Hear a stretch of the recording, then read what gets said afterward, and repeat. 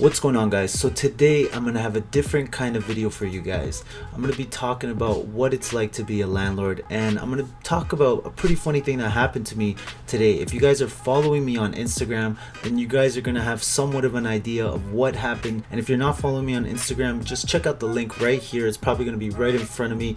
It's my Instagram name. Type that out. Follow me on Instagram, guys. Let's try to get my followers up. It's investing.hustler. I'll probably have the link in the description below. But before we get this video started, don't forget, give me a thumbs up. Don't forget to hit that notification bell and smash that subscribe button. But yeah, if you guys been following my channel for quite some time, then by now you guys know I have multiple sources of income. One of them is me being a landlord. So I own a house. I bought a house actually when I was 21. I was pretty young. I was really cheap and I used to love saving money, and eventually I spent all that money into a down payment on a house which I bought really cheap. So eventually when I bought that house, my initial idea was to buy that house, flip that house, sell it, and then buy a new house. But the thing is, I hated living out there. I didn't want to be out there, and on top of that, I didn't like the labor. I actually used to work construction. I'm pretty skilled tradesman, but that's a whole different story. What ended up happening with the property is I ended up renting it out. Maybe one day I'm gonna fly out there. I'm gonna give you guys a tour of my rental property. I have 9 bedrooms in it, and that place is not even that big. I ended up changing the living room into a bedroom, the dining room into a bedroom, the downstairs basement, the laundry room, I put that into a bedroom. So overall there was 9 bedrooms in that place right now. My mortgage is around $1,000, and I'm getting around $400 per bedroom times 9. So 4 times 9, if you do the math, that's $3,600 with a potential of $2,600 profit. And then you included utilities, which usually is under $1,000, which is $1,600 of passive income from one property. So right now I have all the bedrooms rented out, except I have one empty room that I'm trying to rent out, and this is pretty much what's going to happen. I'm going to show you guys the exact thing of what happened on my phone right now. Let me see if I could pull it up on my phone real quick. So unfortunately, this is how we're gonna have to look at my phone right now. So as you can see right now, I have the Kijiji app opened, and this is usually where I post up ads.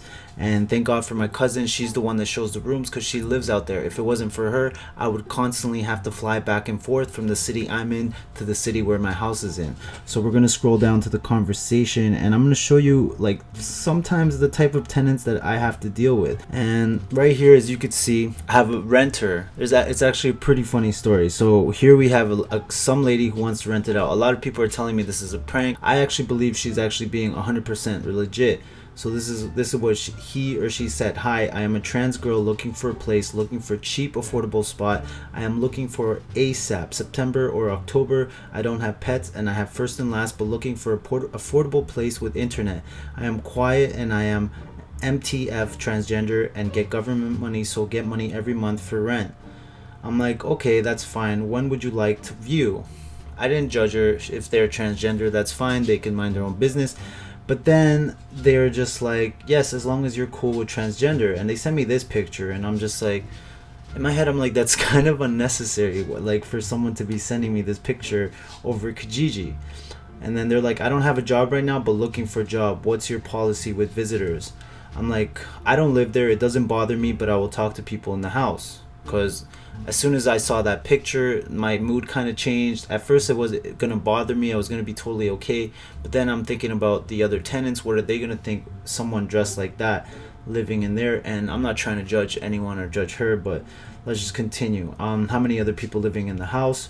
4. There's 4 bedrooms upstairs, so I just said 4 people because there's a separate upstairs and downstairs. There's 2 kitchens, a kitchen upstairs and a kitchen downstairs. Okay, sir, when can you let me know? Is the rent negotiable? Non-negotiable. As you can see right here, the rent's $400 a month, which I would say is really cheap, especially when you compare that to what people pay here in Toronto. So at this point, she's just getting annoying. Hi, sir, can I call you? Hi, sir, sending me pictures. And I'm like, oh man, link me back. And then I was just like, at that point, I was like, I don't think this is gonna work out. But so I just told them, like, sorry, I don't think that tenants will be comfortable. It's not a problem for me, but it's just something the average person isn't used to. And then this is when they said, is it because I'm transgender or is it because I'm an escort? So at first they came out saying that they were transgender, and now they're coming and telling me that they're an escort, which made me worry even more, because then that makes me think, what if this person's going to be bringing people in the house to do her job? etc. So I'm like, both. I can't have people coming in and out of the house like that, because that would just be a little crazy. I could just see it happening already. I would lose all my tenants instantly because it would just make everyone feel so awkward. To be honest, sir, it's not a crazy thing. I like only give head to 3 or 4 guys a day, and weekend it's more.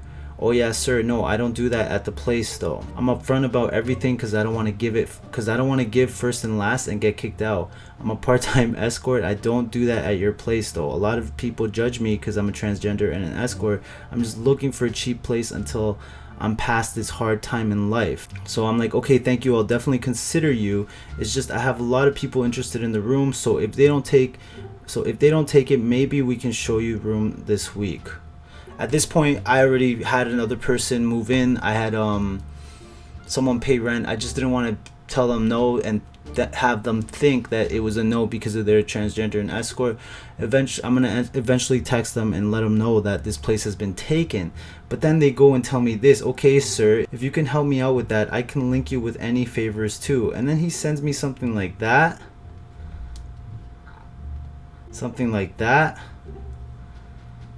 And at that point, I think I posted it on my Instagram, and I'm like, what do I say to this? And a lot of people on my Instagram was laughing. They were sending me DMs. Someone asked me to tell them if they have a credit report. Ask them if they have a credit report, and they're like, no sir, I only have escorting on the side for cash. So they don't have a credit report, and unfortunately that's the deal breaker. You need a credit report if you want to move in. I'm joking, that's not the deal breaker. It's just a lot of red flags, and this is just the typical thing that certain landlords, I guess, will deal with. I've had some weird requests when I was a landlord. I've actually had I don't know if I should say this, but I actually had a person that overdosed on drugs living in my basement die before. And I was actually living at the house at the time, and it was real crazy. I have a lot of crazy stories that happened in that house. But yeah, that's pretty much it. At the end of the day, what happened was let me just get rid of this. So yeah, one of my friends actually told me it's very bad to tell them that. I'm gonna pull it up. They sent me a link. I'm gonna see if I can pull it up and I'll read it to you guys. You have to be careful. Sexual orientation is a protect ground in Canada. Not renting because he's a transgender is against the law. Which thank God I heard that, which is one of the reasons why I had to also say other tenants are interested, which is 100% true. The room is now rented, so I'm not going to be rejecting this person just because of that. And then I pulled this up, which is prohibited grounds of discrimination. For all purposes of this act, the prohibited grounds of discrimination are race, national or ethnic origins, color, religion, age, sex, sexual orientation, gender identity or expression, marital status, family status, etc. So you cannot accept or deny tenants based on their race, their gender, whatever, etc. But at the end of the day, that's a funny story. My Instagram saw it first. Once again, follow me right here, Investing Hustler. If you guys enjoyed this type of content, let me know, because I have a lot of crazy things happen in my life that have to do with me being a landlord, with sales. I guess those are the two most adventurous things that I do for a living, is my sales and being a landlord. Also, to finish out the video, I just want to give you a little bit of advice, just in case there was someone here coming on this video to look for advice on being a landlord. Now, a couple things that have happened to me in the past was some tenants have stolen furniture from me, because I used to rent my rooms out fully furnished.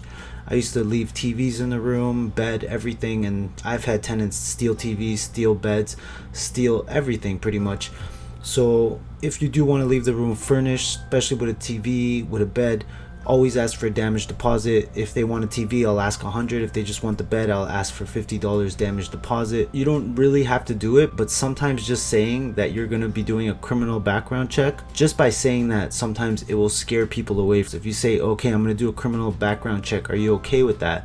And if they say yes, that's fine, then usually you don't have nothing to worry. But if they seem a little sketched out about it, that might raise a few flags. And then if you really want to go that extra mile, you can actually go and do a criminal background check, but that tends to be a little costly. Another thing that would be strongly recommended is getting first and last, because what happens if a tenant is behind a month. I've had tenants live in my house for a month, and it's the worst thing ever because Canada, I think tenants have more rights than the landlords do. So one time I had to kick a tenant out, and in order to kick that tenant out, I had to go to the city, get an eviction notice, and then even if he didn't leave after that, you had to go pay the sheriff to evict the tenant. So sometimes evicting a tenant gets very complicated. So at least if you have first and last, it gives you a little bit of cushion to be able to get that done. Also, let me know in the comment section if you guys have any questions, anything that has to do that's related to being a landlord or a tenant. Either way guys, thank you for watching. If you enjoyed this video, don't forget, give me a quick thumbs up. If you're new here, hit that notification bell, smash that subscribe button, and I'll see you guys on my next video. Actually, before I go, let me know, do you guys think I should carry on the conversation? If you guys think she's fake, do you think I should call her? Because she wants to call me. Maybe I could get it captured live. Let me know in the comment section. If not, I'll end it at that. The room's rented. No point in carrying that on. I just thought it was something funny and something I could share with you guys. Either way, that's it for now, guys. Bye-bye.